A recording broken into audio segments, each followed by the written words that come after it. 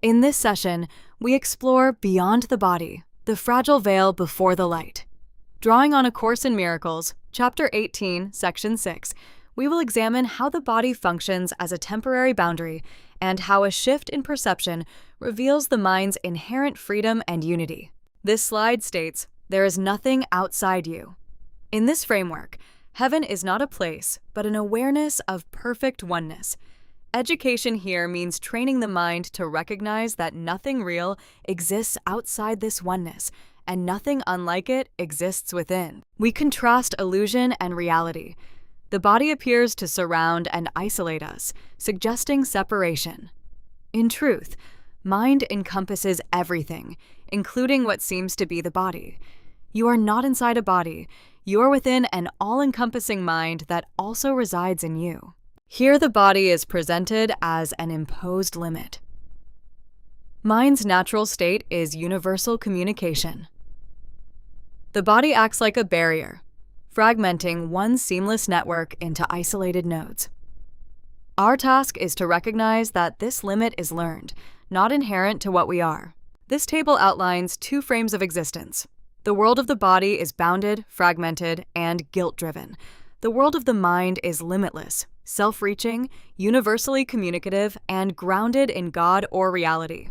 Learning is the process of shifting allegiance from the first to the second. Continuity means a creation is never separate from its source. Like light extending from the sun or depths of an ocean, the mind's extension remains one with its origin.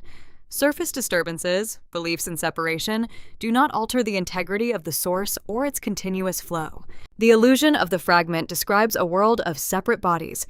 Each fragment seems self-contained and only partially dependent on others. Yet, like a sunbeam without the sun or a ripple without the ocean, no fragment has independent existence. All depend entirely on one creative source. This slide shows that the apparent fragment is not truly separate. It has no fence around it and no independent kingdom. The whole would be incomplete without it. Your deeper self continues like sun and ocean, unconcerned that a tiny aspect mistakenly believes it is the whole of you. The body's eyes are depicted as a distorting lens. Designed to limit awareness, they fragment incoming information. The result is a perception of barren, lifeless landscapes. From an educational standpoint, we learn not to trust this narrow data set as a full account of reality. Here we map the perceptual feedback loop. An insane mind makes a distorted lens, which produces fragmented messages. Those messages return to the same mind, appearing to confirm its original assumptions.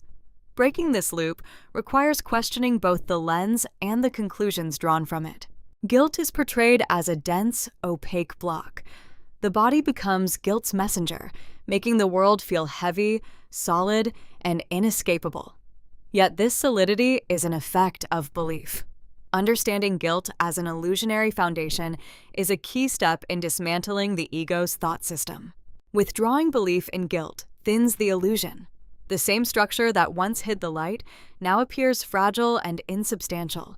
As the mind releases guilt, it recognizes that what seemed to imprison it has no real density and cannot obscure its inherent radiance.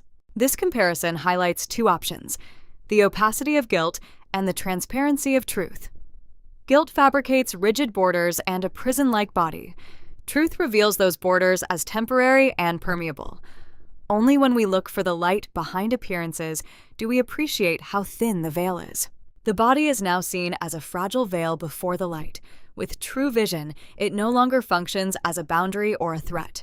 It is recognized as powerless to obstruct the universal communication of mind, allowing our attention to shift from the veil to the light itself.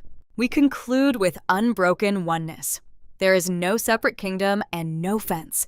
Mind extends only to itself, and you remain fully encompassed within that extension. From this perspective, there is literally nothing else. No competing reality, anywhere or ever.